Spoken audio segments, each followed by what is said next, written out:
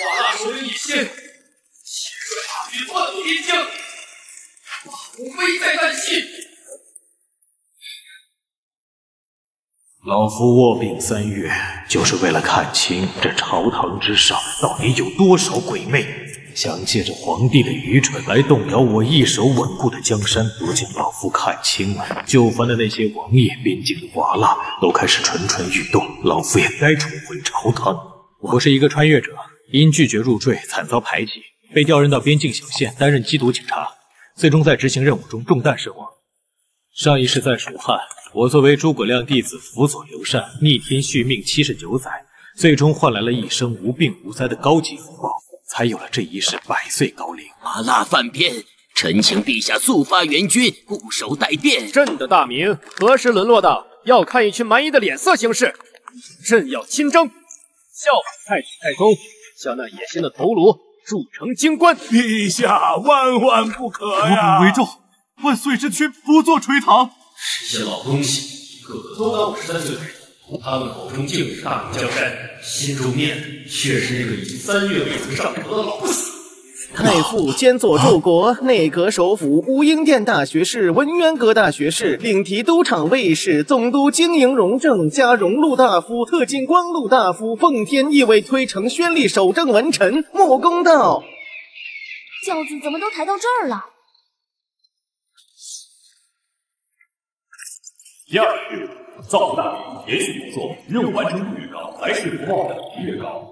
老臣穆正居参见陛下。太傅病体未愈，何必勉强？朕意已决，将亲率50万大军离庭扫学。太傅以为如何？老臣以为陛下此意乃社稷之幸。太傅，您……老臣病榻3月，夜不能寐，常思国事。瓦剌犯边正是我朝展现天威之时，陛下英明神武出征，乃是明君之举。只是50万大军恐怕有些不够。太傅的意思是？老臣以为，既然要打，就要打得彻底。耀族经营3大营精锐20万，再加上山东主力被倭兵30万，共计50万，但是还不够，还需调动镇守军30万。80万大军一战定乾坤，让那野仙知道我大明的厉害。太傅，万万不可！边军一动，其他各部必然趁虚而入。于卿多虑了，此次出征，老臣愿意随军督战，亲自为陛下筹措粮草军械。不过，老臣有一个小小的建议。说，老臣建议大军从居庸关出发，经大同直抵土木堡一带，在那里安营扎寨。好，就按太傅所言，朕这就下旨。调集大军，1月后出征。陛下，3思啊！陛下3思啊！老夫真糊涂了。老夫了解什么叫真正的帝王心术，毕竟你老子和你老子的老子。我不是病了太子，老祖，开什么玩笑？太傅在过去几10年里，就是话本子里算无一策的代名词。不对，一定有哪里不对。先生头晕了，怎么会？徒儿于谦愿入太傅师门，望太傅福气。记住，民为重，社稷次之，君为轻，现在无义无护，百姓才是大明江山的根基。自己亲口教导我，君为轻，为什么？难道你也变了？好一个社稷之幸！太傅深明大义，不愧是朕的老师，不愧是我大明的肱骨之臣。既然太傅都已复议，尔等还有何话可说？兵部。陛下，老臣的话还没说完。太傅还有何高见？老东西，戏耍着，难道还想反悔不成？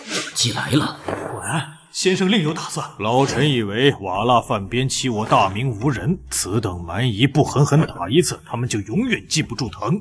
所以这一仗必须打，而且要大打，要打出我大明的赫赫天威。没错，就是这个道理。此战可打，但陛下乃万金之躯，系天下安危于一身，效仿汉武坐镇京师，运筹帷幄即可。轻攻沙场，与士卒同立风霜，此乃将帅之事，非天子所为。我本为重，陛下乃万金之躯，老臣恳请陛下收回亲征成命。原来如此，原来穆公是这个意思。我就说嘛，穆老首辅怎么可能犯糊涂？原来如此，先生先顺着皇帝的意思，保全他天子的颜面，这一手实在是高。先生还是那个先生。穆老太傅，你这是什么意思？朕说要亲征，就是要亲征。朕是天子，朕的决定什么时候轮到你来指手画脚？你难道想让朕当一个缩在京城里的懦夫吗？陛下息怒，老臣以为太傅所言乃金玉良言，是为我大明江山社稷着想啊。瓦剌不过选际之极，何须陛下龙体亲冒矢石？陛下坐镇中央，调度粮草，安抚人心，才是真正的帝王之道。老臣附议，太傅所言极是。万一京中有变，又当如何？请陛下三思，以国本为重。老臣附议。如今情况大不相同，陛下乃大明之主心骨，万万不可轻动。臣等附议，臣等请陛下收回成命。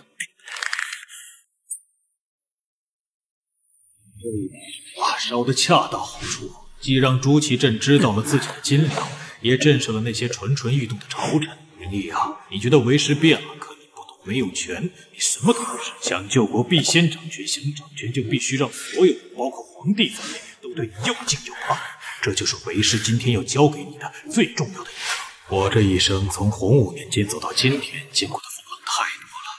当初我以一个北方人的身份，在被南方士族统治的全国统考科举中连中6元，夺得进士头奖。我提出南北卷制度，解决了当时南北方士子间的巨大矛盾。竟然我站对人族宣死，亲手化解上父朱高煦和赵武朱高燧叛乱，把两人扔到澳大利亚。到了今天，正统14年，我已经100岁有余。我用了70多年的时间，编织起了一张巨大无比的权力网络，中心就是自己。陛下，臣等并非有意忤逆，只是君臣各有其职。若区区瓦剌都要御驾亲征，岂不让太祖太宗蒙羞？那依太傅之见，当派何人领兵出征？陛下圣明。老臣以为，当择一沉稳宿将，方能不负圣望。看来朕亲征是去不成，但如果让朕手里的人去当这个主人，功劳还是朕。太傅所言有理，不过此次出征事关重大，非但要有一员猛将，更需一人居中调度，总揽全局。朕以为司礼监王公公随朕多年，于军务一道颇有心得，岂可为3军总兵官，总统各路兵马，替朕犁庭扫穴。什么？一个阉人当元帅？陛下疯了吗？荒唐，简直是滑天下之大这老头子怎么一句话都不说呀？太傅，朕的想法如何？陛下，宦官领兵乃取乱之道啊，请陛下收回成命。陛下三思。你们又反对朕，王朕有什么不好？他比你们这群只知道尊老的东西强多了。陛下，住口！朕意已决，谁再多言，以扰乱军心论处。太傅，你笑什么？王公公，穆老首府，奴婢在。老夫问你，你可曾读过《孙子兵法》？回首府，奴婢略有涉猎。那老夫再问你，风林火山作何解？其疾如风，其徐如林，侵略如火，不动如山。那老夫再问你，你杀过人吗？你手上可曾沾过异族的血？老夫执掌100余岁，历经6朝，老眼昏花。只问诸位一句，太祖高皇帝当年立下的铁牌，如今还挂在宫门上吗？老夫垂垂老矣，敢问2位大人，按我大明律，内臣干政该当何罪？回首府，按太祖祖训，当剥皮、凌迟、兵者，国之大事，死生之地，存亡之道，不可不察也。为将者，非但要熟读兵书，更需身经百战，有灵机决断之能，有万夫不当之勇。王公公于内廷之事或许是把好手，但统帅3军，老臣以为不妥。这死老头，朕根本没办法反驳。不过陛下念及王公公忠心，欲委以重任，此乃君臣之情，老臣亦能体谅。太傅此言何解？以老臣之见，大军出征，后勤辎重、粮草调度，乃是重中之重。王公公心思缜密，于算学一道颇有天分，不如就由王公公出任总监军，不参与前线战事，只负责监察粮草军需，确保大军无后顾之忧。如此，既能人尽其才，又不负陛下信重。陛下以为如何？这个总监军的职位虽然没兵权，但好歹是个肥差，而且更安全。要再争下去，王振怕是连这个都当不成。就依太傅所言，国朝宿将凋零，然仍有老将坐镇。老臣举荐2人可当此任：殷国公张辅、成国公朱勇。2位虽早已过甲子，然久历沙场，威名宿著，堪为国之柱石，足可托付入任。这个老家伙就是故意的。这2个人资历老得吓人，根本你不会听朕的话。二位老国公可为总兵官，挂将军印，但瓦剌势大，为求万全，当设副将辅之。兵部左侍郎于谦虽是文臣，却久在兵部，于军务边情、战阵之法了然于胸，其人刚正不阿，谋略过人，可为监军参赞军务，与两位国公互为犄角，共掌兵权。此外，兵部尚书旷野、户部尚书金莲、工部尚书王锦先生依然如此博学，从出征的主帅、监军到后方的兵员、粮草、军械，先生这是安排了一切。这个老将自导自演一场独角戏，让朕无从反对。臣金莲领命。这个老头子是不是早就把这一切都算计好了？从朕提出亲征的那一刻起，后面发生的每一件事，是不是都在他的算计里？之所以不一棒子打死王振，其一是给朱祁镇留面子，毕竟是皇帝最宠信的人；其二，王振贪财，让他去管后勤，他必定会想方设法的捞油水，克扣军饷，这正好可以成为日后制裁他的把柄；其三，也是最重要的一点，我需要王振这条又贪又蠢的鲶鱼搅动朝堂浑水，让那些藏在水底的牛鬼蛇神都浮出水面。监军参赞军务，共掌兵权。先生，这是把大明一半的兵权交到我的手上。先生，究竟为什么这么做？穆老，廷义，廷义在。国难当头，莫做小儿女态，在其位谋其政。你现在是兵部侍郎，是陛下钦点的副总将，你要考虑的是接下来该怎么做。两位国公虽是兵场老将，但终究年老，逐渐力不从心。你为人沉稳，谋事周全，正好可以与他互补。至于瓦剌，大得一拳开，免得百拳来。大得一拳开，免得百拳来。不愧是老师。野先此人，骄兵悍将，看似气势汹汹，实则有勇无谋。他敢亲率大军深入大明腹地，所依仗的无非是骑兵的机动和突袭。对付这种敌人，切忌与其在平原旷野浪战，当以坚城为依托，步步为营，层层设防，以火器之力挫其兵锋，耗其锐气，待其尸老兵疲，粮草不济，再以精锐骑兵寻机决战。不愧是老首辅，战局判断依旧如此精准毒辣。太傅此番话与我心中所想的对敌之策不谋而合。老师他什么都懂，什么都看在眼里，但既然老师什么都明白，他为什么还要做那些错事？朕是皇帝，朕才是穆正居名义上最尊贵的学生。可这个老头子却从未用这种方式跟朕说过话。他教给朕的永远是帝王之术、权衡之道，但他看于谦的眼神，那才是真正的老师看学生的眼神。就因为于谦比朕更听话，比朕更刚正不阿吗？朕累了。今天的早朝就到这里吧。退朝，吾万岁万岁万岁！穆太傅，经营三大营的兵马清册，下官回去后立刻整理，明日一早便呈送您府上。老师，学生还有些不成思的想法，想向您请教。都去找穆正居汇报。朕这个皇帝却被晾在这里，无人问津。我的任务是造福大明，延续国祚，这绝不是打赢一场战争那么简单。我要做的是借着这次战争的机会，彻底整肃朝纲，清除内部的毒瘤，建立一个更高效、更稳固的政治体系。也先王振、朱祁镇一个一个来。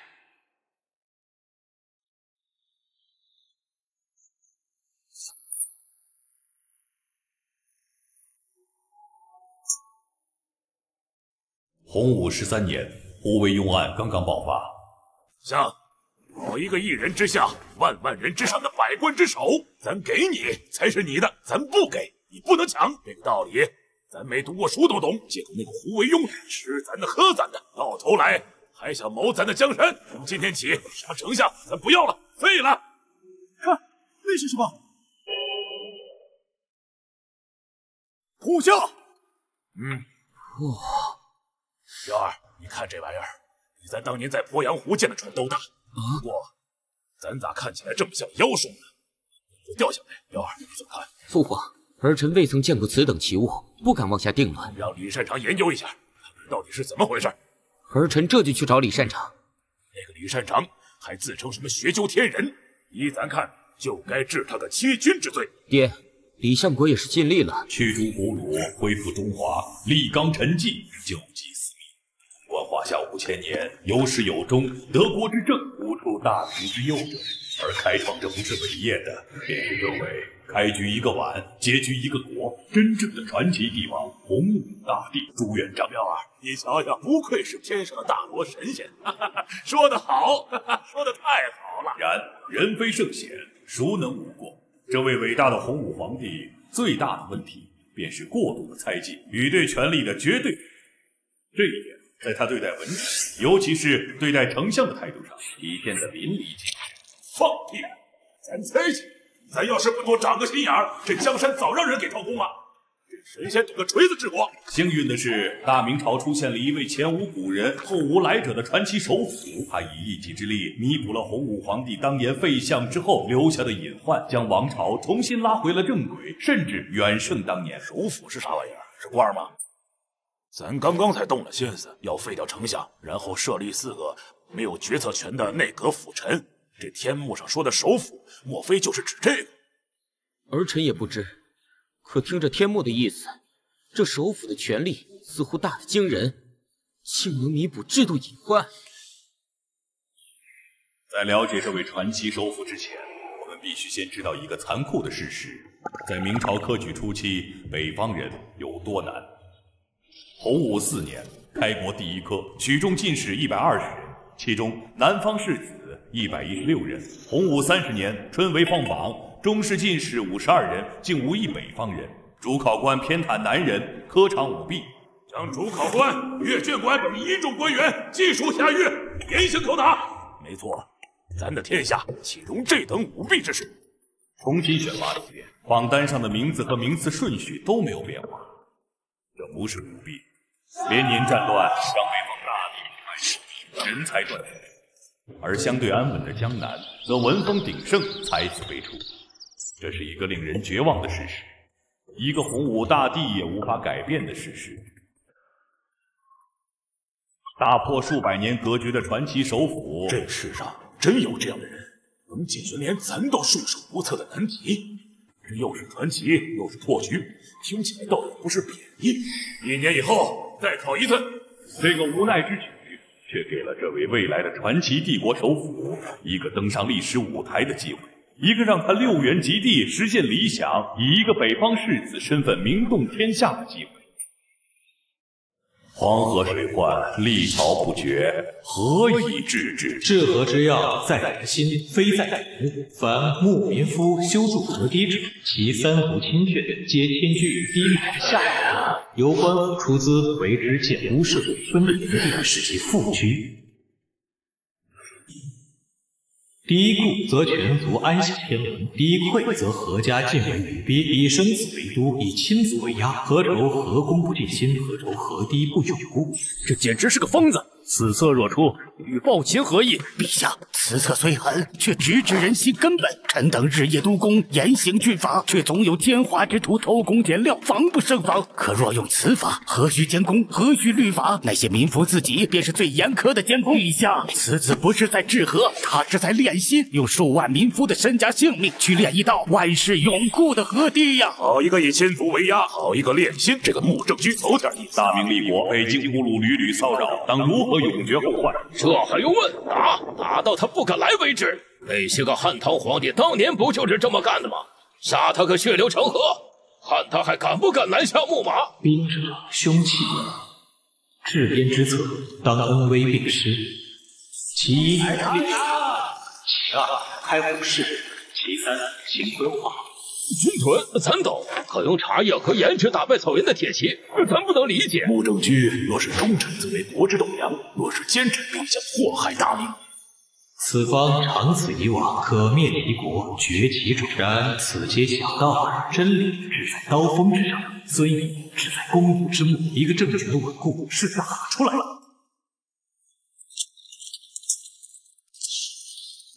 有辱四文，这是读书人能说出的话吗？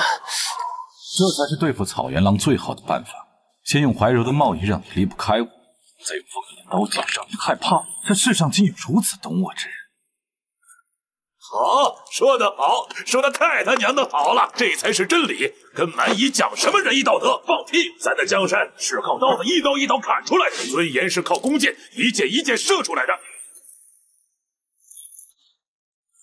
酒后戏说，谬不足凭。那些个鸟官奏折咔咔给咱写几万言，看得咱头都大了。绕来绕去，核心内容狗屁不通，还没这小子一句话的意思来的实在。切，关键是人家写的这个，咱一个大老粗都看得明明白白，结果人家还他娘的说是胡乱之作。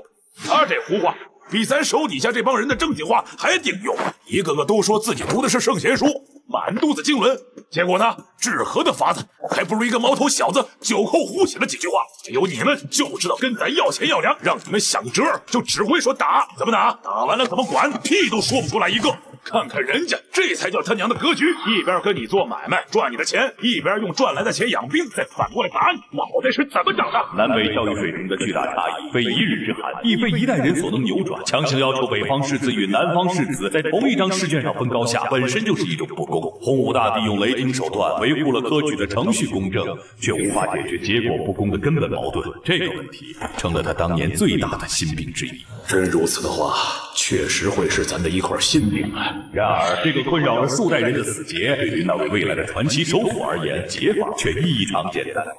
当他面对同样的问题时，他只用了一策，便让南北双方皆无话可说。咱要看看穆正居会怎么解决。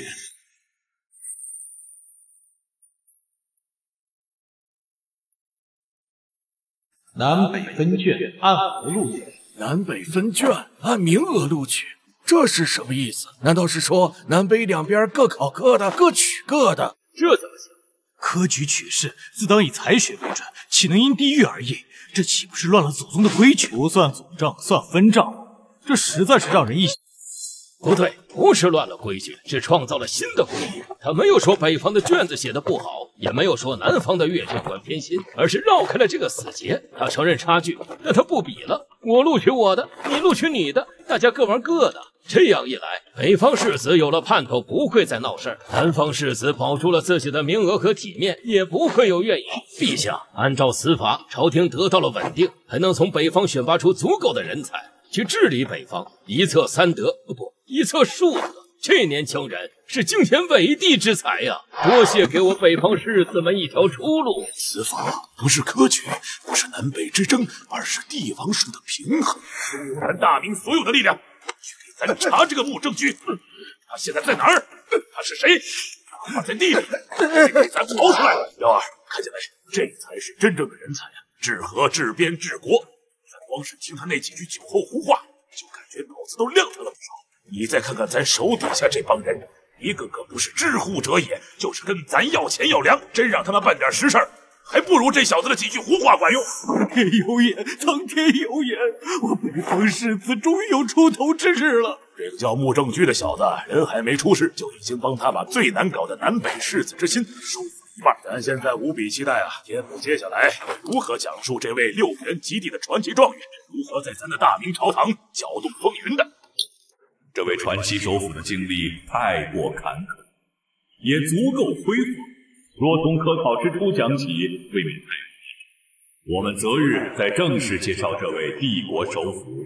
他娘的，怎么跟那些说书先生一个德行，专在关键时候吊人胃口？在此之前，我们有必要先了解一下他的知己，也是他的第一代正式主公兼伯乐永乐大帝。永乐大帝是谁？前朝有叫这个年号的皇帝吗？怎么不讲穆先生了，讲起别人了？陛下，乐这个年号使不得，使不得呀！说说为何呀？启禀陛下，前宋之时，那江南的贼寇疯了，谋反作乱，用的年号便是永乐，此乃乱臣贼子之号啊！彪儿宅心仁厚，饱读诗书，绝不可能这种犯忌讳的年号。咱这儿正看到兴头上呢，他突然不讲了，不讲就不讲吧。他转头去讲什么永乐大帝，这不就是在故意暗示咱朱家要出事吗？关键是他还说咱不是人家穆先生的正式主公，咱洪武大帝开国之君还配不上当他的主公。那这个永乐大帝到底是个什么三头六臂的人物？父皇息怒，这天目所言或许另有深意，而且能被后世之人称为大帝的皇帝，那一定不简单。咱看他就是故意气咱。北平，这不是咱刚打算划给老四的封地吗？怎么会出现在天幕上？6元及第，名动天下。这位天纵奇才的北方世子，本该在翰林院中开启他传奇的仕途。然而，命运的洪流从不给人喘息之机。洪武31年，洪武大帝驾崩。洪武31年，这么一算，咱这是活了70岁。咱这辈子刀里来火里去，又是饥荒又是瘟疫的，能活到古稀之年，赚大发了。洪武大帝驾崩后，皇太孙朱允文继位。皇驾崩后，登基的竟然是我的儿子允文，那我呢？太子殿下呢？太子殿下呢？皇帝这是什么殿下怎么回事啊？怎么会这样？怎么殿下呢？这怎么回事？乱了套了吗？是吗？怎么可能啊？如果彪儿不在世了，换别人继位也可以理解，可继位的怎么会是允文那个庶出呢？咱的皇长孙雄鹰呢？总不可能咱的雄鹰也不在了吧？咱最心爱的好大儿，咱最看重的好长孙，全都没了，是谁干的？是他们干的？不对，咱亲手养大的儿子，咱清楚，这几个臭小子，虽然各有各的毛病，但对他们大哥朱标那是没得说的，绝不可能手足相残。这到底是怎么回事？咱宁可是那几个儿子造反，也好过白发人送黑发人啊！新帝登基雷厉风行，第一件事便是削藩。混账东西！咱分的藩，咱给的权，你一个乳臭未干的小崽子，谁给你的胆子？周王朱肃贬为庶人，代王朱贵形同牢犯，西王朱博圈禁于京师，襄王朱柏不堪受辱，举家自焚。这都是咱的儿子，朱允文怎么敢这么做？下一个就是削藩的屠刀终于回向了实力最强的藩王燕王朱棣。朝廷进海运，粮草皆由陆路运往北平，路途遥远，耗费巨大，只需遣一军扼住通州，则北平守军粮道自给。姚广孝刚才说的可都是谋反的话，穆政局看样子也参与了进来，咱倒要看看你们打的什么算盘。是他，是那个6元及第的穆正居，反了！这个穆正居竟然谋逆！6元及第又如何？品行不端，妄读圣贤书，与乱臣贼子为伍。以穆正居之才，若想荣华富贵，辅佐朱允文，岂不是顺理成章、青云直上？为何要冒着株连九族的风险，去帮助一个怎么看都胜算渺茫的藩王？原来天幕上说的那个永乐大帝不是朱允文，而是老四。这3个人凑在一起，这场靖难或许真的能成。其实，若有一线生机，身为太祖之子的永乐大帝也绝不会走上这条路。襄王朱柏合家自焚的冲天烈焰，彻底烧掉了永乐大帝朱棣心中最后的一丝幻想。建文帝的屠刀，绝不会因血脉亲情而有片刻的迟疑。偌大的大明王朝，雄师100万，然开国名将或遭屠戮，老迈竟无可用之人，何其相似！乃见太祖皇帝朱元璋由南往北驱逐胡虏，一统华夏，立国为民。几十年后，他的儿子将奉天靖难，由北向南，将这大明江山再度一统。而这位燕王也将成为华夏封建王朝最后一位世界性的大帝，明成祖永乐大帝朱棣。你朱棣是成祖，那咱算什么？前朝余孽吗？真是咱的好大儿！你为何要帮帮我？对呀，为什么？咱也好奇。朕自登基以来，常念先生之才。先生所创南北分郡之制，立国立国，朕深知唯有先生之方可安天下，定社稷。朕知先生胸怀大志，非寻常官员。若先生愿意为朝服，共创尧舜之治，朕愿为先生复开先河。见我给了你如此承诺，你为何还要拒绝？穆圣居居然拒绝了，这小子到底想要什么？正举此效何意？小殿下你竟也有愚钝之时。权力只是实现理想的工具，当工具本身成为了目的，那便本末倒置。而穆正居所立之治乃是成圣之治，他要做的是一个有力量能造福天下万民的孤臣，不依附君王，不结党营私，只凭心中道义行事。儒家之最高追求，便是为天地立心，为生民立命，为往圣继绝学，为万世开太平。他的志向竟止于此。殿下，我所要的从来都不是什么高官俸禄，我想要的自始至终唯有4个字：天下为公。想做事必先有权，想做成事，权必须更大。臣之所以选择殿下，而不是那位远在南京的建文皇帝，只有一个原因，因为臣在他的身上看不到先帝的影子，臣在他的身后看不到我大明的未来。朱允文礼贤下士，他尊崇儒道，他会重用我们这些文臣。我若是去了南京，必然是如鱼得水，青云直上。可是殿下难道忘了前宋之鉴吗？一群书生空谈误国，最后皇帝做了俘虏，百姓沦为猪狗。南北分卷之策，你们都说我偏袒北方，说我开了恶例。我不否认，我承认此法对后世是有弊端，或许会让同等才学之人因地域之别而有不同命运。这一点我比谁都清楚，但那又如何？我所求从来不是一身的清明，更不是什么流芳百世，哪怕因此要背负千古骂名，我也认了。我只求我大明江山铁蹄所至，皆为民主；我只求我华夏子民挺直脊梁，傲立于世；我只求万国来朝，望我龙旗而胆寒，而非偏安一隅，龟缩在江南之地，等着别人打上门来，再吟一首亡国之诗。穆正居这番话说的咱浑身热血都在沸腾。彪儿，你听见了吗？这才是治国。如果父皇驾崩，我继位，我能留住这样的国事吗？我配得上这样的国事来辅佐吗？先生之志，朱棣受教。燕王朱棣的决心并非一日铸就。事实上，在建文帝登基之初，整个大明的政治风向早已为这场叔侄相残的悲剧埋下了最深的伏笔。削藩这个议题，在建文帝的朝堂之上呈现出了罕见的共识。历经洪武朝数次大狱清洗，开国勋贵集团已十不存一，建文帝又大肆给文职提升阶位，朝堂彻底成了文官的天下。而建文帝犯下了他一生中最大的错误，他太信任这群只会纸上谈兵的俘虏了。看看咱说啥来着？这帮读书人除了会动嘴皮子，还会干什么？治国要是靠他们，咱这江山早亡了。爹，如今的当务之急是该怎么安抚这群躁动的开国功勋们。而穆正居之所以放弃那唾手可得的丞相之位，也正是因为他透过建文帝，他看到了一个被书生们的空想所绑架的帝国正滑向深渊，形势似乎已经到了极其严峻的地步。建文帝手握天下大义，雄兵100万，但朱允文或许怎么也想不到，他将要面对的是彼时整个大明王朝最能打仗、最得军心、最像太祖皇帝的男人。纵观华夏历史，他也是唯一一位造反成功的藩王啊！不愧是咱的种。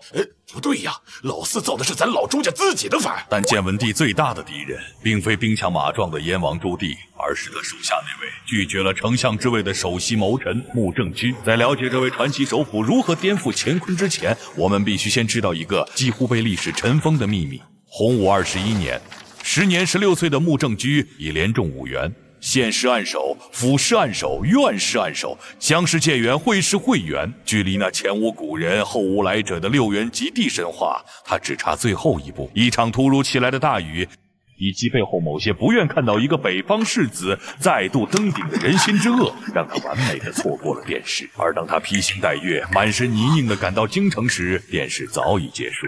好，当真是好，所有人都在算计穆正居。自错过殿试后，他蛰伏了整整10年。10年间，他娶妻生子，看着自己的第7个儿子咕咕坠地。他看尽了人间的悲欢离合，也看透了世事的无常与险恶。他心中那份成圣之志，在10年的沉淀后，反而变得比以往任何时候都更加坚定。这次的科举，我势在必得，我要将这天地换一个颜色。然而命运似乎再次跟他开了一个天大的玩笑。洪武30年，他再次踏入贡院，可等待他的却是一场席卷整个大明，比任何个人失败都更加沉重与荒谬的时代风暴。春闱放榜，中士进士52人，竟无一北方人。穆正居的名字与成千上万的北方士子一样，淹没在了落榜的名单之中。不是他不够惊才绝艳，而是整个北方文脉的凋敝与某位官员的2次意外遗漏，让他与无数同乡一起成了这次公平科举之下最无力的牺牲品。这就是咱未来会遇到的南北榜啊！为了平息众怒，也为了宣泄自己无处发泄的怒火，太祖皇帝做出出了一个冷酷的决定，他将主考官等人尽数处斩。这是比10年前那场大雨更沉重的打击，他几乎彻底摧毁了穆正居心中那份为天地立心的执念。然而，就在所有人都以为这便是最终结局，北方世子将永无出头之日时，一道来自皇宫的充满了帝王怒火与不甘的圣旨传遍了整个京城。1年之后再开恩科，这一次在那位洪武大帝亲自监督的严苛审查下，并未再出现任何意外。这一回，穆正居真的夺了魁首，状元及第。这2次跌宕的经历，也让他彻底看清了这个看似辉煌的帝国背后所藏匿的深入骨髓的腐朽。这也为他日后抛弃那位礼贤下士的建文皇帝，转头投靠尚在北平的燕王，埋下了最深的伏笔。咱的国，咱还没死呢，就替那没见过的孙子把亡国的锅给背上了，这他娘的是什么道理？好你个朱老四，你造反的事儿咱还没算，现在你还笑咱啊！此刻摆在穆正居面前的是2条截然不同的路，另一条更要背负万世唾骂的乱臣贼子之名。夫君，你这是要做什么？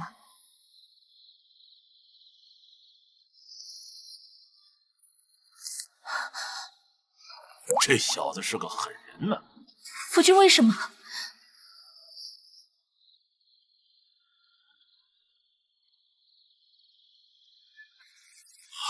若是换做咱能做到吗？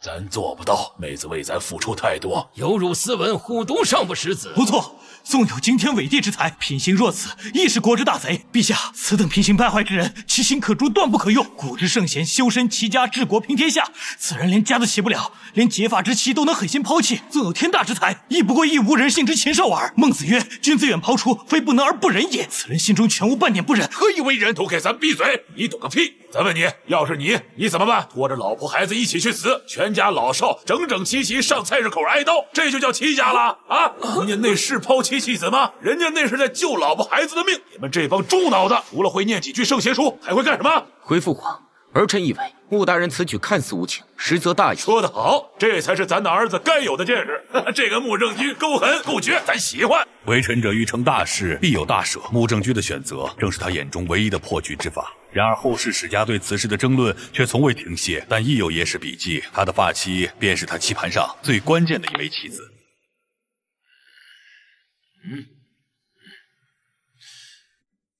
帝国寿服传中亦有只言片语提及，状元夫人之死，使得建文朝廷吊民伐罪之名荡然无存，师出无名，军心动摇，此为靖难之役的真正转折。更有甚者，一份不为人知的野史残卷中记载了一段更为惊悚的秘闻：那位在此战中昏招迭出，导致50万大军土崩瓦解的主帅李景龙，在燕王朱棣登基之后，非但没有被清算，反而善始善终。这种废物还能善终？在正式介绍他的主公永乐大帝之前，我们有必要先认识一下他生命中也是大明王朝历史上最成功的一位天使投资人。天使投资人是啥玩意儿？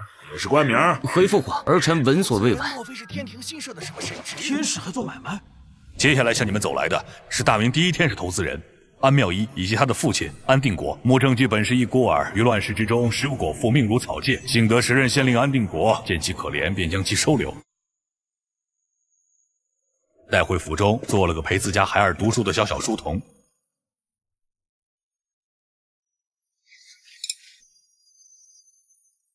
安家乃是真正的书香门第，名门之后，虽历经朝代更迭，家道也不如往昔，但那份刻在骨子里的诗书风骨与良善却从未改变。安定国爱其聪慧，惜其天资，名为书童，实则早已将其视如己出。关键在于，在穆正居尚未名动天下，甚至连一场科考都未曾参加过的时候，安家大小姐安妙一便已认定了这个一穷二白的少年，并向父亲提出非他不嫁。这安家小姐莫非是神女下凡不成？在穆正居还是个书童的时候就看上他了。丫头眼光比咱还毒辣。原本安定国并无此想法，但在女儿的再三要求，甚至以绝食相逼之下，这位爱女如命的老父亲最终还是点头同意了这门在所有人看来都极不般配的婚事。说实话，打死他也没有想到，自己年轻时只是出于一念之善，随手救下了一个小乞丐，日后竟会成了那个名传千古、光耀史册的6人及第、5朝首辅、3朝帝师。一念之善，竟能结出如此逆天改命的果实，咱还真想见见这位安县令啊！陆正居居然当了5朝首辅，这怎么可能？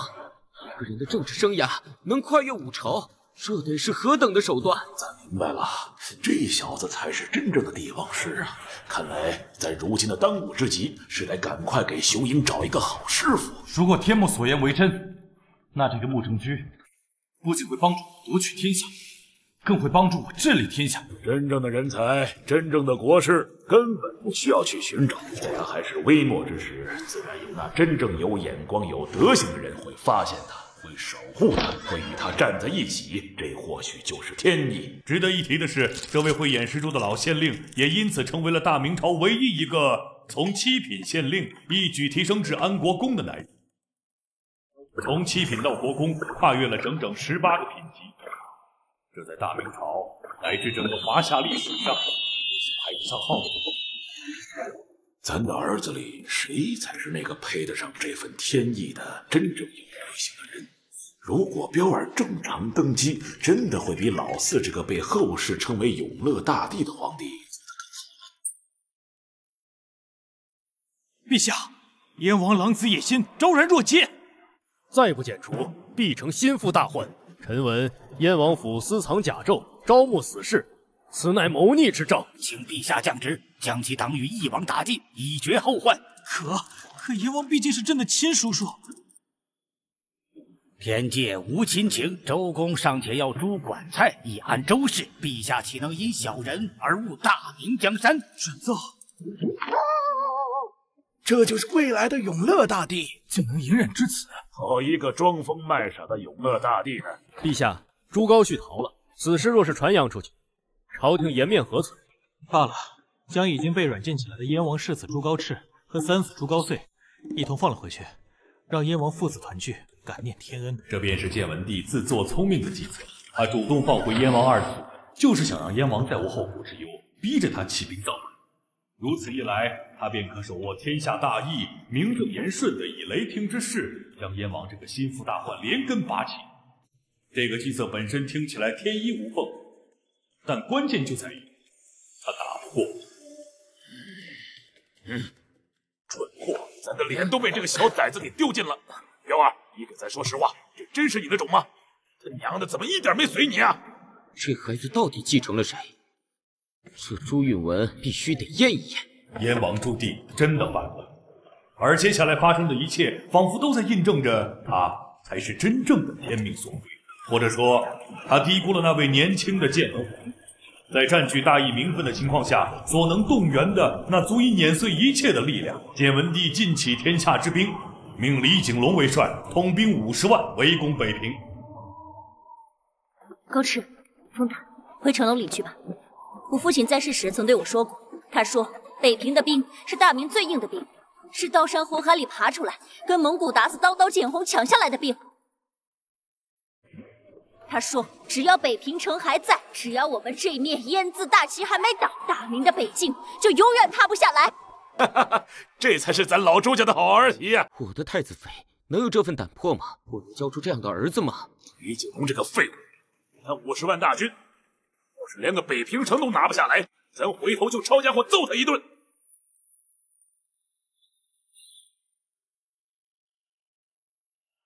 世子殿下，哈，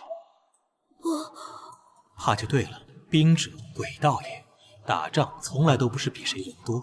殿下，还记得昨夜臣让您做的事情吗？已经按照穆先生的吩咐，从城头之上往下浇了一晚上，城墙跟脚下也撒了沙土。请殿下下令放箭吧。放箭！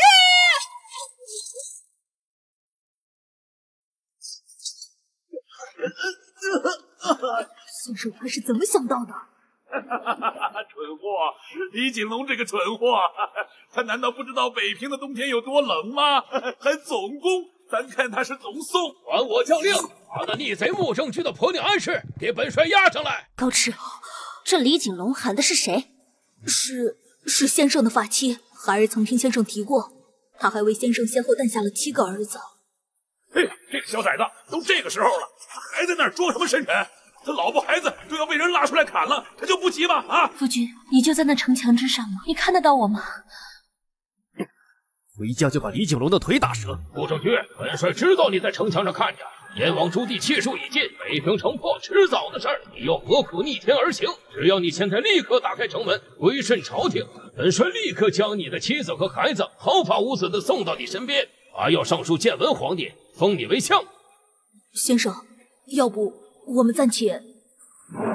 世子殿下，还记得臣跟您讲过的两绝明王李定国的故事吗？我昨日特地用检验仪器重复测试了数十次，就是为了确保今天绝对会有一场足以改变战局的大风雨。快一点，再快一点！穆正军，你当真要为了一个反贼，眼睁睁地看着自己的妻儿惨死吗？本帅再给你最后时息。夫君，妙于此生能为君之妻，三生有幸，君既有重造天下之志，匡复社稷之心，又岂能为我等妇孺所累？我夫君乃顶天立地之大丈夫，6元及第之魁首，岂会受尔等宵小之辈的要挟？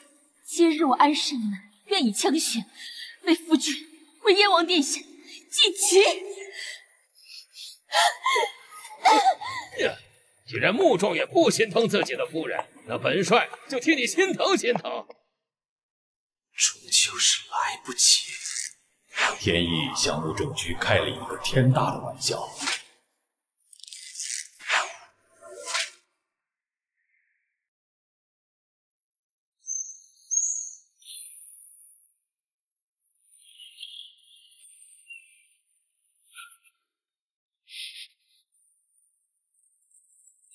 燕贼，是燕贼的骑兵，他们从后面杀过来了！快转向迎敌！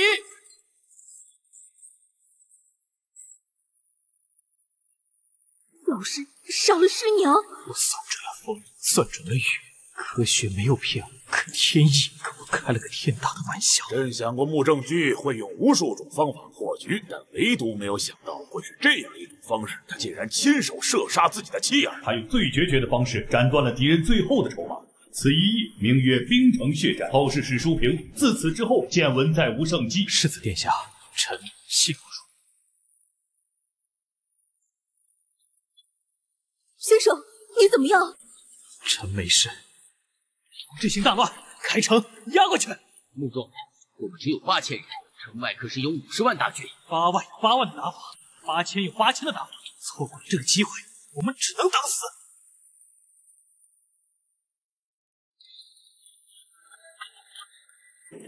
以弱敌强，最重士气。李景龙以主帅之尊行龌龊之事，挟持妇孺，以失人心。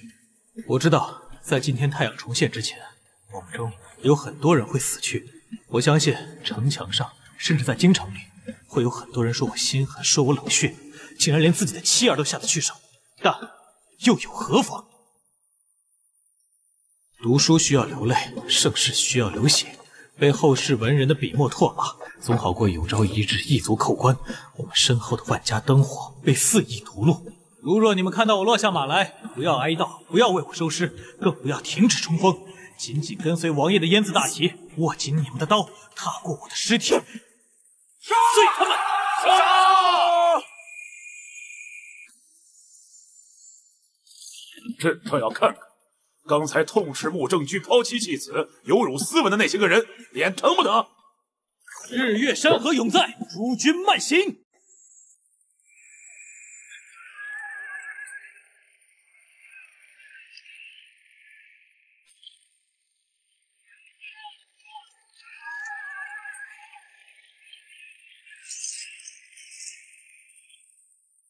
住手！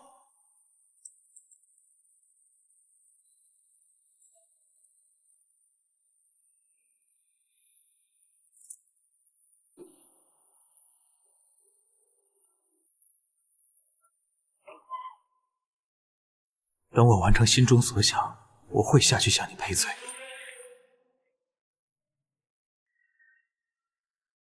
据后世史料《帝国首辅传》记载，时常一人抚琴，一人吹笛，乡邻皆以为神仙眷侣。见闻一招，名将凋零。然军中并非无可用之才，此人名为瞿能。若放手让他施为，北平城危矣。迎进，收兵。主帅无威，老将不服，令出多门，互相掣肘。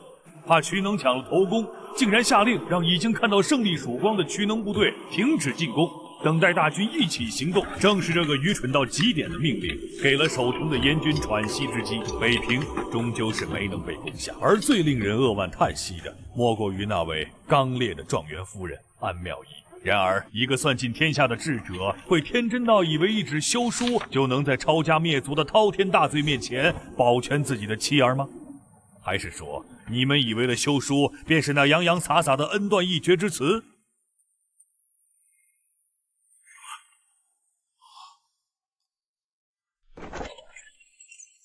郑居算准了建文帝会为了人君之名，不会为难一个被抛弃的孤儿寡母，但他终究是高估了对手的底线，或者说，他低估了一个读书人被逼到绝路时的狠辣。抓不到穆正居的妻儿，建文帝的鹰犬便将屠刀挥向了安妙仪在老家颐养天年的老父亲。一边是丈夫用性命换来的生路，另一边是生养自己的父亲。老仆，这6个年长的孩子，我就交给你了。请把他们交给我夫君。他不是被抓住的，是他自己走回去。混账东西，拿人家的老父亲和女人做要挟，这是皇帝能干出来的事儿？咱老周家的脸都被这个畜生给丢尽了。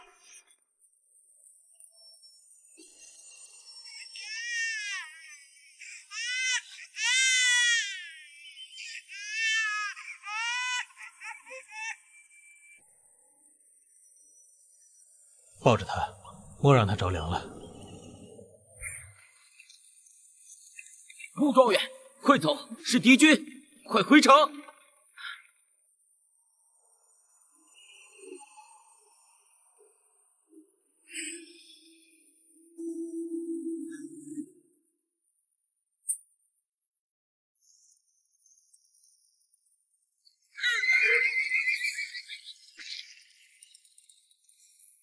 将军，李帅有令，速斩穆正居。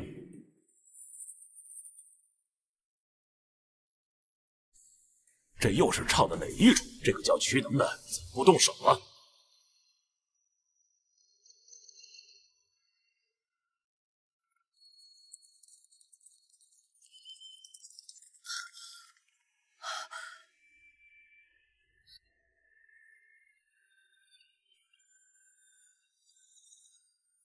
穆正居赌对了，哈哈，好曲！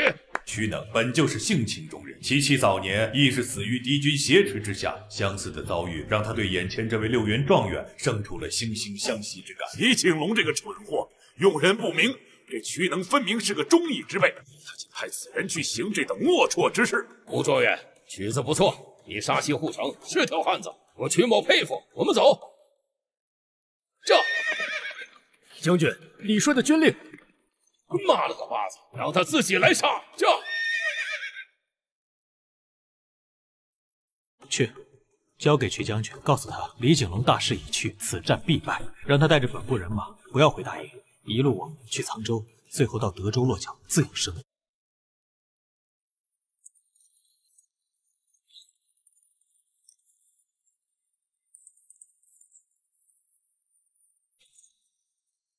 告诉穆状元，他日若在战场相遇，瞿能必报此恩。正是穆正居今日一善，为日后驻地南下秦龙，不费一兵一卒拿下国土，咱那个傻大孙朱允文输得不冤。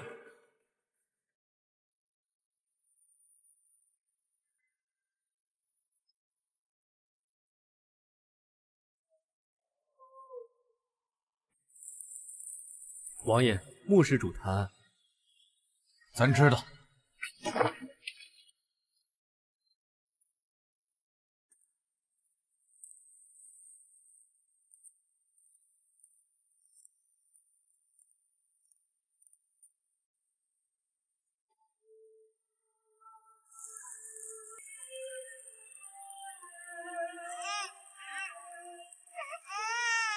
争取这笔债，注意记下来。一家哭总好过一路哭，一人哭总好过万民哭。王爷，该进城了，王妃与世子还在等着您。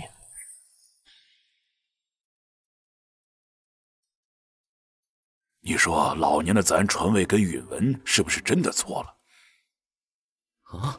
有人生来读兵书，有人生来写兵书，而有的人本身就是建文皇帝和他的谋臣们，终其一生都想不明白，他们输在哪儿。建文输的不是一场战役，他将这位传奇首辅唯一的软肋亲自送到他的面前，然后逼着他斩断了自己最后一丝人性，化身成了真正的兵道之神。自今日起，这天下便再无人能挡住这位孤臣的脚步，更无人能看透他那神鬼莫测的棋局。永乐大帝之所以能成就万国来朝的赫赫武功，天命所归是其一，而其余正是因为他得到了这世上最锋利的剑与最坚固的盾。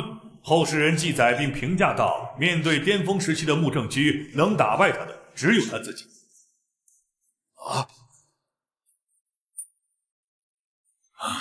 咱今天算是明白什么叫做一人击天下。郑居，接下来有何打算？李景宁虽败，但其主力上，我那大侄子随时可以组织起第二次、第三次。此言有理，但王爷在大明收编的兵马已经暴露，朝廷下一次的攻势只会比这一次更加猛烈。守是等死，攻是求胜，我们不能也等不起。你的意思是，我们即刻南下，不要腾迟，不贪天良，直打李景宁的溃军，一战一战，将这50万大军彻底碾碎在山东的土地上。一旦拿下山东，大运河便是我们插入南京心脏的匕首。我军可东临大海，西扼巨河，进可攻，退可守。届时天下之势才算真正逆转。如今确实是个好时机。本王原本以为守住北平之后，该是修身养息、学徒发展，没想到郑区的进来早已落在了千里之外。时不我待，机不可失，时不再来。好，就依先生擒龙，这就没了。兵城一战，奠定乾坤，后续之事，想必诸位心中已有定论。明日此时，将为诸位展现这位帝国首辅真正巅峰时期的风景。届时，尔等将亲眼见证已是100岁高龄的穆正居在朝堂之上是何等的翻云覆雨，一人击国。不过在此之前，1刻钟后，可先让诸位看看后世之人是如何评价他的。这位传奇首辅在1000年之后，又有着何等毁誉参半的赫赫威名啊！朱老四，咱问你，要是没有这天幕，你是不是就真的反了？儿臣不敢，儿臣对父皇、对大哥、对大侄子忠心耿耿，日月可见。放屁啊！你过来，妹子，你也过来。父皇这是要做什么？您大明开国皇帝朱元璋携皇后马氏、太子朱标叩见我大明成祖永乐大帝。啊！爹，您别整儿子的寿了，您这是要儿子的命啊！爹，你就别吓唬老四了，有你这么当爹的吗？老四，先起来。娘，儿子不起来，儿子跪着就行。爹，您听儿子解释，儿子对天发誓，绝没有那个不臣之心的。就算儿子真走了大运，当了皇帝，享的庙号，那也是太宗，绝不敢跟您老人家争祖了。你个小王八蛋，还说你没想当皇帝，连庙号都给自己想好了，还太宗？你怎么不说你想当太上皇呢？许能，咱的好大将，威震天下，日后更是不费一兵一卒，就把咱的南京城拱手送人。许东，你儿子可真有出息啊！陛下，犬子他……你给咱闭嘴！2代性情中人，一个比一个会放水，你还有脸说话？还有你，文忠，你看看你那个好儿子，打仗不行，玩阴的倒是一套一套，用人家的老婆孩子做要挟，咱老朱家的脸从开天辟地到今天就没这么丢过。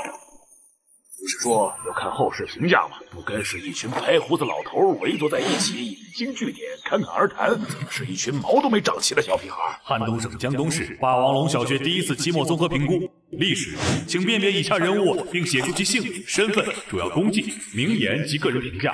咱怎么有一种莫名不祥的预感？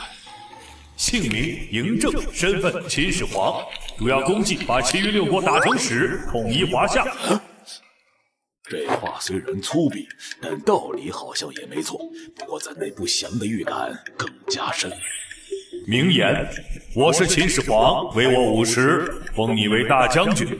评价：牛而逼之。什么叫唯我无事？这后世的小娃娃还真挺有意思，幸亏父皇你没在这题目里，不然指不定要被编排出什么胡话。姓名朱元璋。丑的人神共愤的鞋拔子脸，竟然真的是后世给咱定的画像。身份：大明开国皇帝，出身最为寒微的皇帝之一，主要功绩：驱逐鞑虏，恢复中华。名言：我民朱元璋，有剑内马氏，朱标，参见永乐大帝。评价：小母牛拉飞机，牛逼上天了。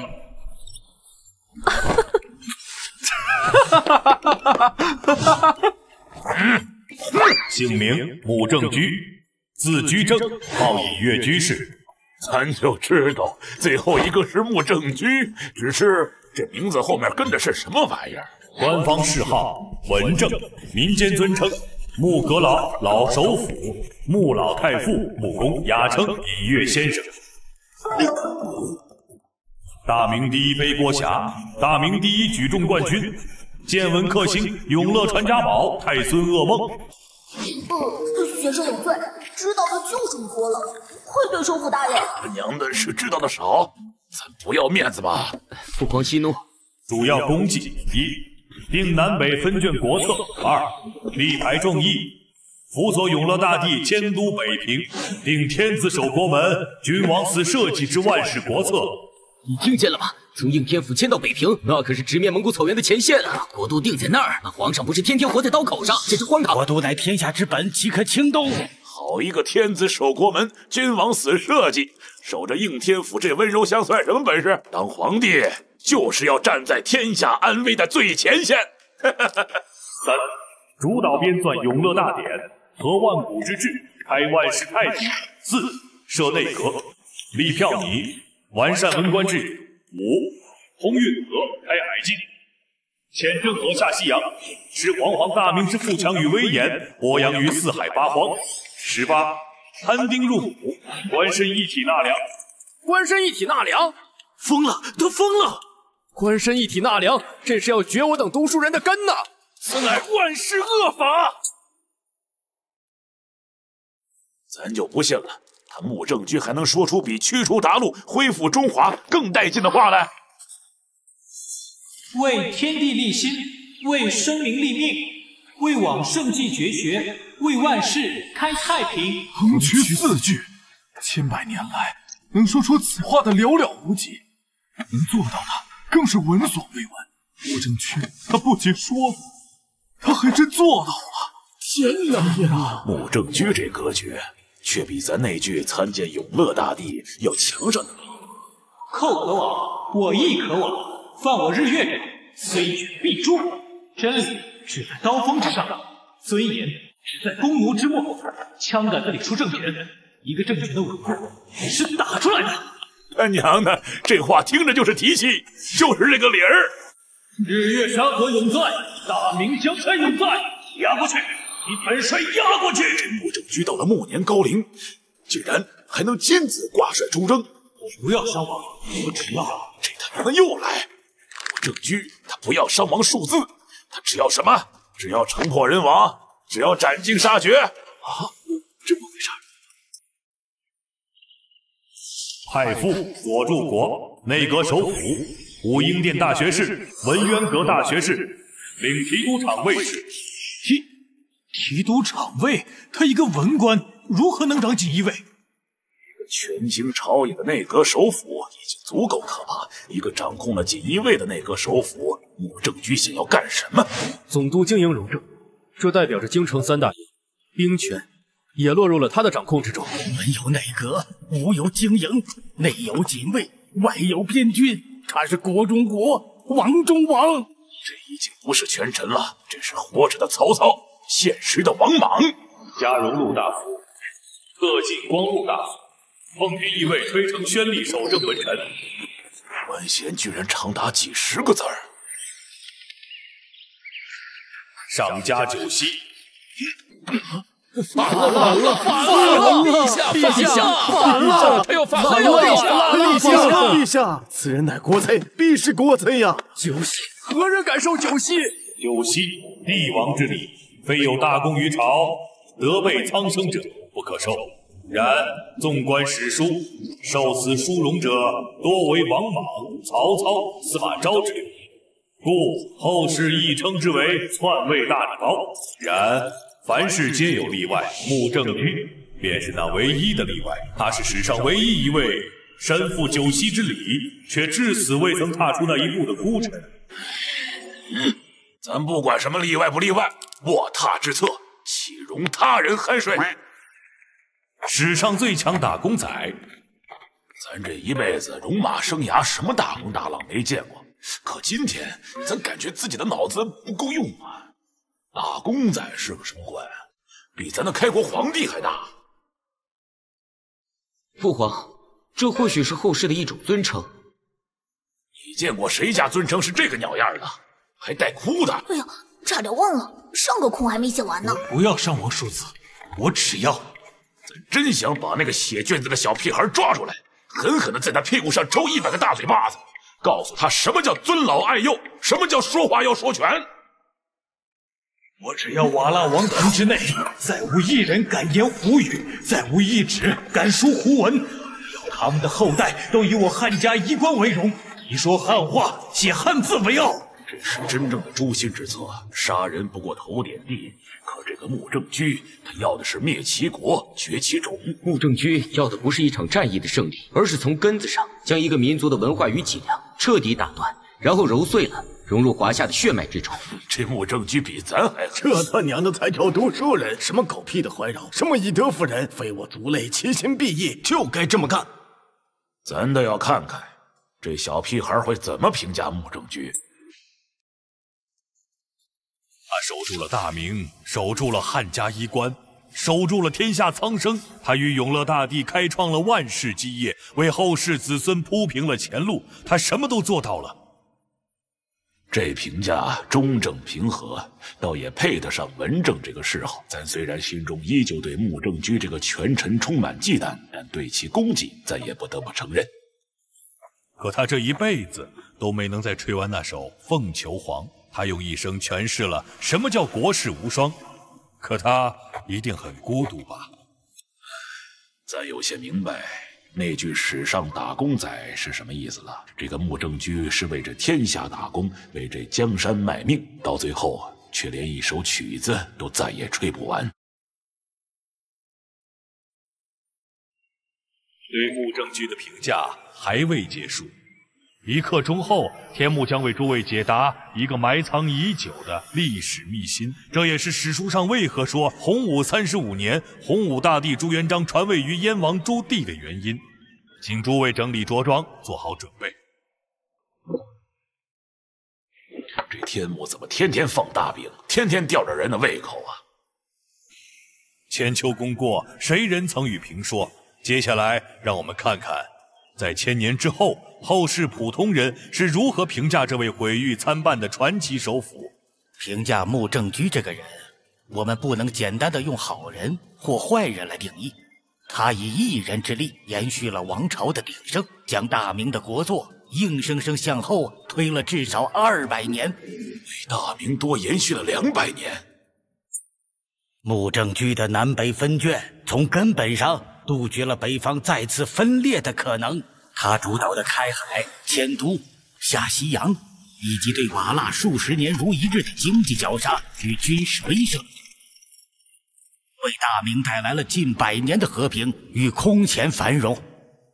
他与永乐大帝一手缔造的永乐盛世，其光辉足以与汉唐并列。这穆正居当真是一个奇才。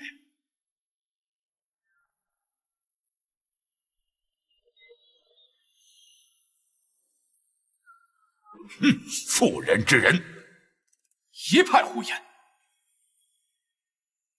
一群坐井观天的腐儒，燕雀安知鸿鹄之志？先生之风高山水长，岂是尔等能够制服？综上所述，穆正居一个让敌人恨不得食其肉寝其皮，让皇帝爱到骨子里又怕到骨子里的臣子。咱都有些好奇，穆正居心机如此之深，做了如此多的事，是怎么还活了一把年纪的？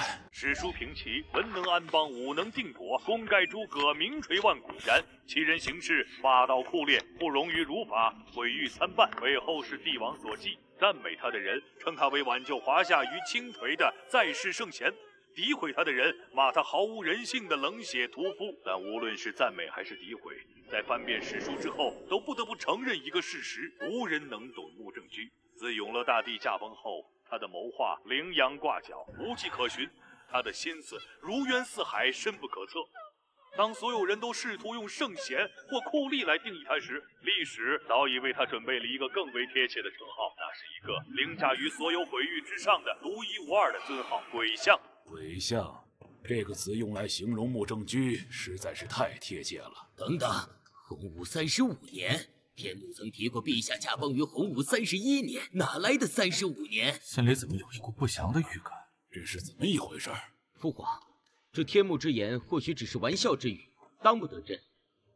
这神仙从出现到现在，可曾跟咱开过一次玩笑？洪武31年夏，太祖高皇帝朱元璋崩于应天皇宫，享年70。皇太孙朱允炆继位，改元建文。建文元年，削藩时，建文4年，燕王朱棣攻破南京，建文帝不知所踪，宫中起火，史称靖难之役。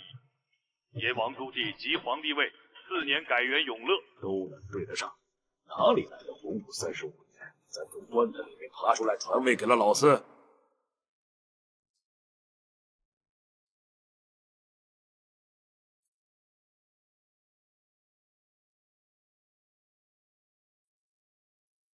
龙椅还是那张龙椅，金砖还是那块金砖，这到底是要做什么？侄子，我乖乖的小侄子，你要去哪儿啊？你四叔来找你算账来了。我说允文呐，你这皇帝当得好，你爹要是还活着，都得从棺材里爬出来抽你。你这皇帝当的不赖嘛，为了抓你四叔，连北平城外的粪车都查了遍。你真是四叔的好大事。这生意，这无法无天的德行，这不是我的好女婿吗？你爹死了，你爷爷死了，四叔今天就让你知道知道什么叫家规。这他娘的到底怎么回事？全都死了的人，怎么又活过来了？好女婿真不赖呀！小子，从小看你就行，样的，精神点，别丢份。啊，是永乐大帝来了。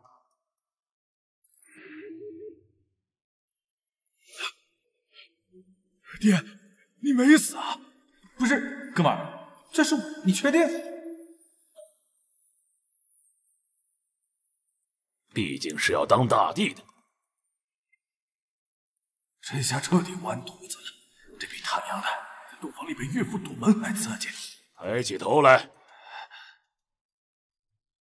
你刚才说你爷也死了？没，臣是说，说什么？是说爷爷要是知道大侄子您这么英明神武，肯定高兴的又活过来了。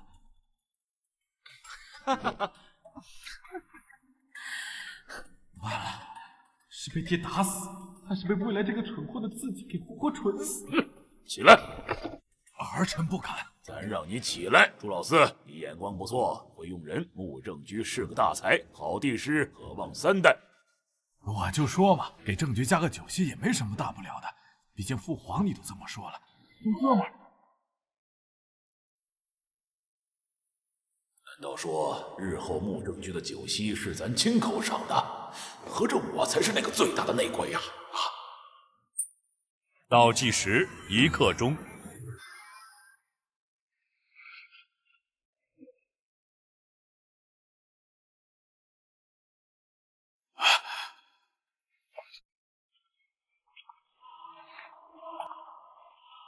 老四，拿着。那个穆正居日后会成为一个3代皇帝都忌惮的鬼相，要不要让中年老四提防着点儿？将大明的国祚在基础上硬生生向后推了至少200年，200年呐！为了这200年，别说一个权臣，就是再出10个权臣，只要他们能干事，那又如何？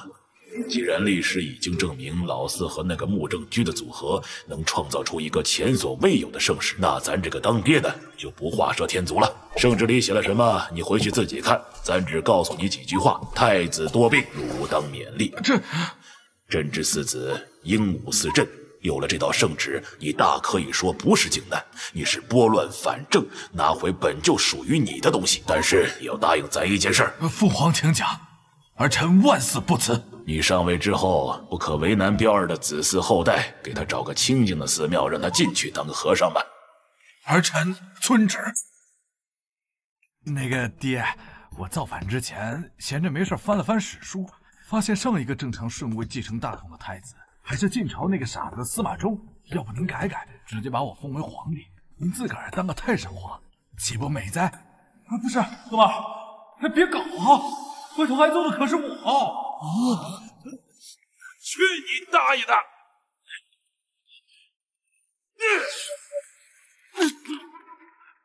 我有多久没挨过爹的打了？5年、10年。自从娘走后，我就再也没感受过这种父爱了，哪怕这父爱是一只鞋底儿。确实老了，也确实有个顶门户的样子了。爹，您的教诲，儿子一定谨记在心，绝不敢忘。瞧我这脑子，怎么把这个重要的事情给忘了？老四，那个穆正居可真如那般完美？父皇，正居是儿臣这辈子遇到的最大贵人。兵城血战，正居以一曲凤求凰为号，内外夹击。一日，他为儿臣借来兵，一传千钧。白沟河之战，儿臣被数10万大军围困，已是9死1生。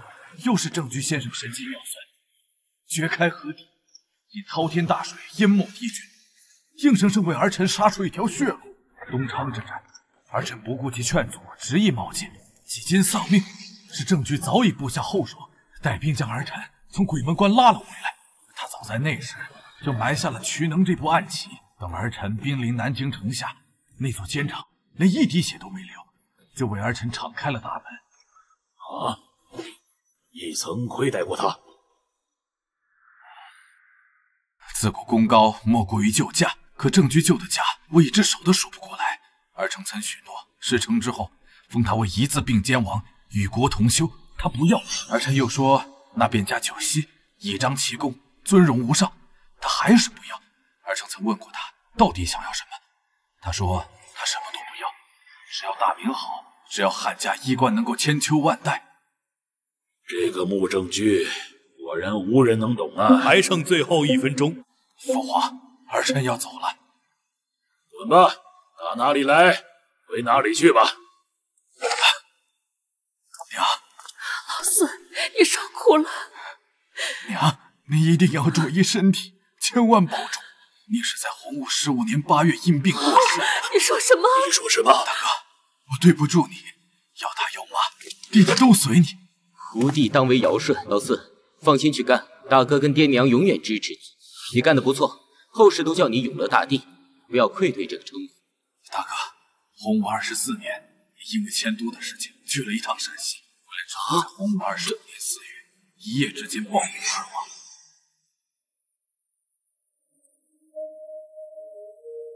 岳父，您在洪武18年因被屈去死。切记不要吃正。时间到，好好的咱爹娘还有大哥的话，替大哥替大明守好边疆，当好你的镇北大将军。在路上遇到穆正居，务必善待他，别让悲剧重演。爹娘，大哥保重。下回预告：传奇首辅穆正居最得意的弟子是大明战神瓦剌留学生。穆正居最得意的弟子还是战神，那得是多能打！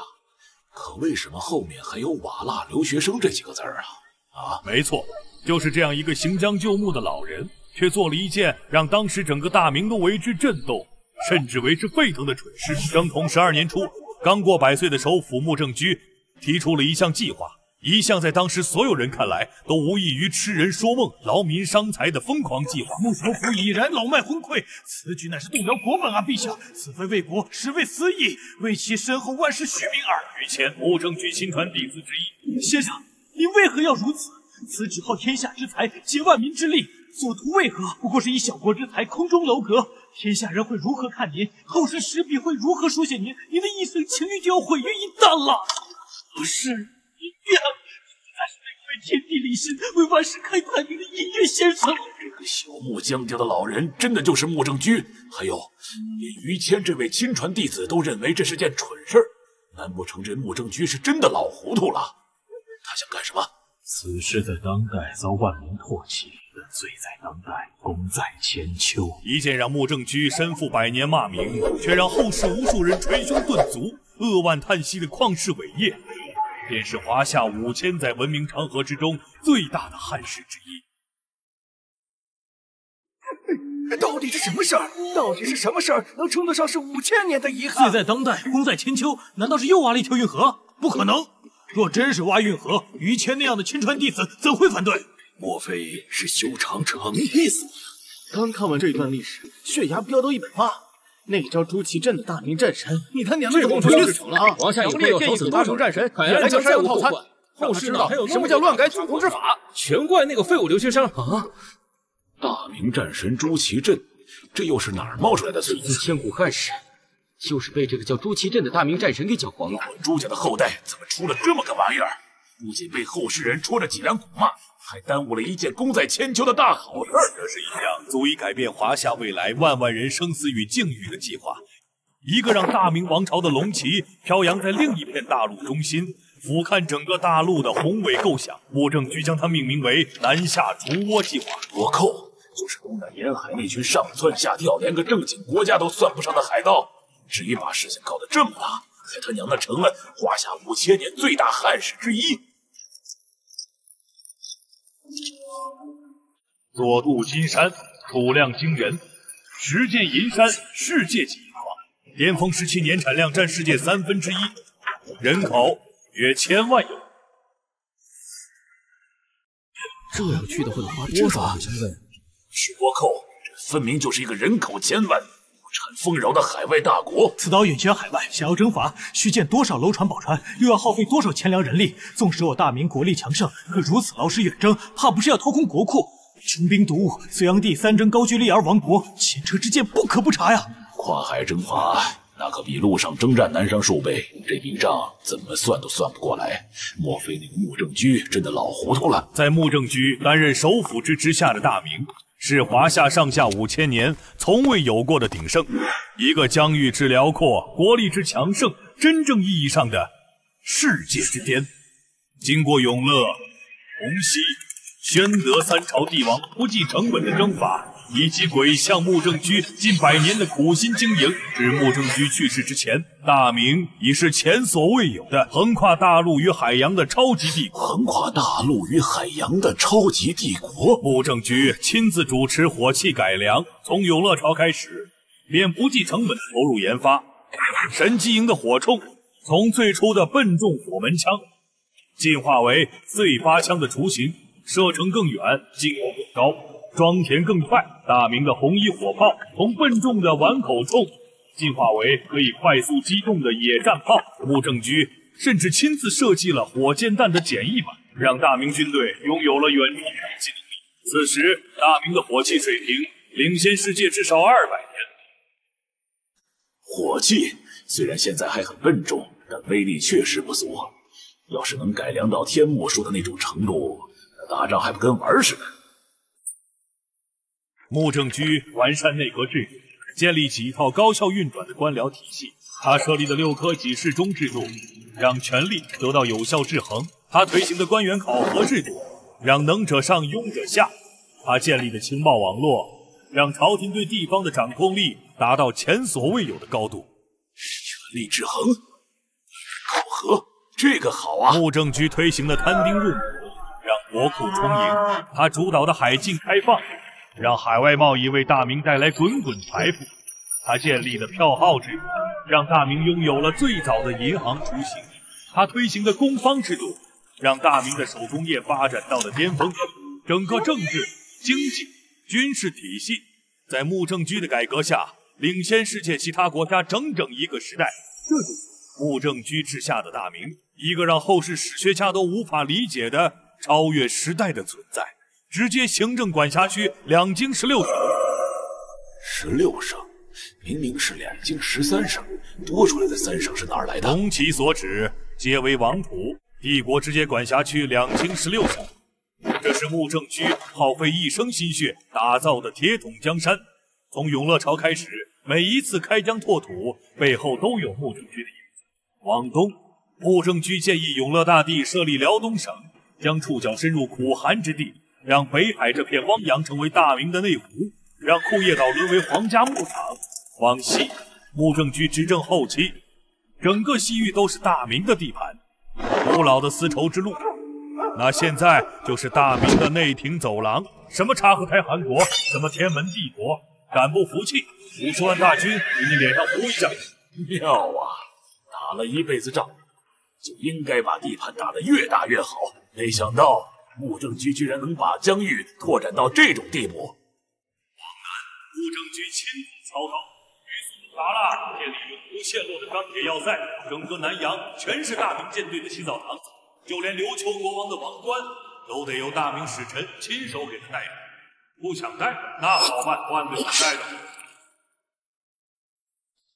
好啊，好，咱大明就应该如此硬气，如此威风。这穆正居真是好样的，给大明长脸。往北，穆正居设立朔方城，将河套平原变成粮仓，曾经的边防长城，现在就是大明腹地的一条观光走廊。什么蒙古热火，什么瓦剌塔塔，全都给我老老实实趴着！平群威武，杀！平群威武，杀！一次不够，那就2次；2次不够，那就3次，直到他们看见大明龙旗就跪下磕头为止。好样的，老四和穆正居真是好样的，竟然把草原这个祸患彻底消灭了。老四和穆正居漂亮，当真是一手将我大明推上了顶峰。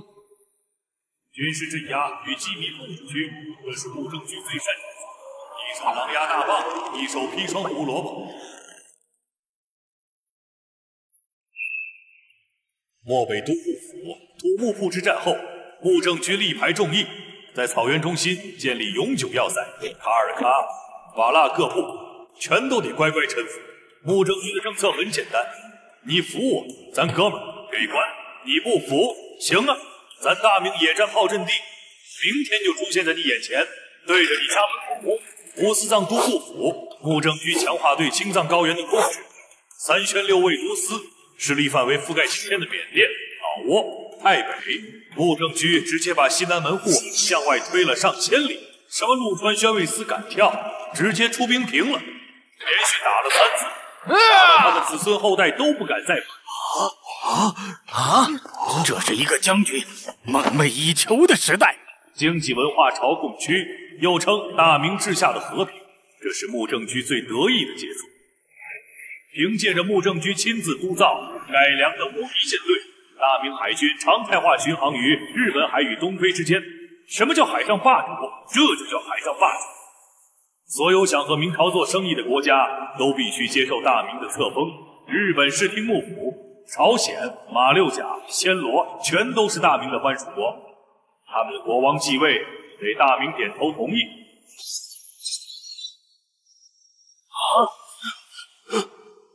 穆正居废除了八股取士的弊病，大力推广实用之学。无数由大明皇家书局印刷的书籍，通过商船被送往四方，价格低廉，内容包罗万象，上至天文地理，下至农桑医工，应有尽有。我的目标很明确，让天下人都说汉话，写汉字，读汉家经典，用大明宝钞行大明礼仪。此时的巅峰大明，疆域与势力影响范围囊括陆地与海洋，总面积超过2000万平方公里。这都是咱老朱家的江山。永乐大帝与他的子孙3代，皆是好战之君，常年御驾亲征。整个大明帝国所有的事务，全都压在了首辅穆正居一人身上。永乐大帝朱棣则被称为穆正居亲自册封的征东、征西、征南、征北大将军。3代帝王在外面干仗，穆正居在家里给他们擦屁股。皇帝不在家，朝廷谁说了算？穆正居说了算。这就是史上最强打工仔的真实写照。一个人扛起了2京16省，这所有的担子都压在一个人身上，还是大几十年。这他娘的不是人，是神啊，不是鬼！南下除倭计划正是在这样一个国力即将达到巅峰的时刻被提了出来。在永乐大帝在世之时，穆正居就已经向其提出过这个想法，但是南下除倭计划，穆正居准备了整整50年。咱现在明白穆正居为什么会被天下人唾骂了，因为没人能看懂这个活了100多岁的老怪物，他那跨越了半个世纪的布局。后世将其称为穆圣人不相信眼泪，只想把小日子打到崩溃。南下除倭只是完整计划的第一步，难怪后世说那是千古汉事。正如史书所言，无人能懂穆正居完整的南下除倭计划，其重在南，而非除倭。啊！重在南下，南下之后，除了那片岛屿，茫茫大海之上还有什么？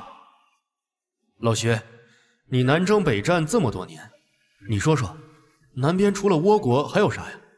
再往南就是南洋那些小国，除此之外，咱也不清楚了。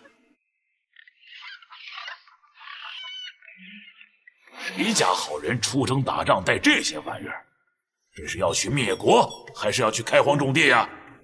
据说鬼相穆正居在宣德年间曾亲自接见一位来自南洋小国的使臣，正是从那位使臣口中，他偶然得知了一个惊天的秘闻。那位使臣的祖父遭遇风暴，当他九死一生从风暴中逃离时，远远望见过一片大陆的轮廓，一片从未有任何史书记载过的广袤无垠的未知大陆。未知大陆，这又是什么地？然而那位老船长并未能成功任务，当然这仅仅只是野史，当不得真。他就是个彻头彻尾的疯子，为了一个虚无缥缈的传说，为了一个死无对证的命文，他就要赌上整个大明的国运，去进行一场前无古人后也未必有来者的豪赌。事实证明，穆正居是对的。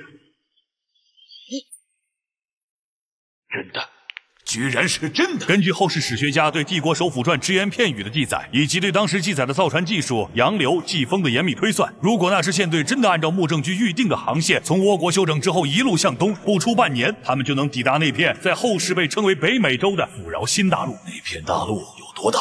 帝国首辅传曾有残卷透露过穆正居的完整计划，用1月时间将倭国打服、打残、打散，随后强制推行汉化。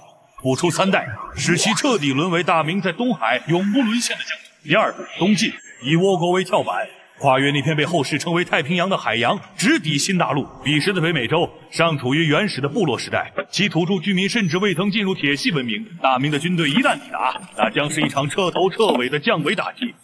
如果计划成功，经过若千年的经营与消化，大明王朝的陆地面积将一举突破4000万平方公里。更重要的是，大明将真正拥有万世不移的根基，华夏的未来将再无100年国耻，再无那些不堪回首的血泪。其实，在穆正居刚刚提出这个计划时，阻力就已经超乎想象，可他顶住了所有压力，甚至亲自挂帅，以100岁高龄登上了南下的旗舰。出发。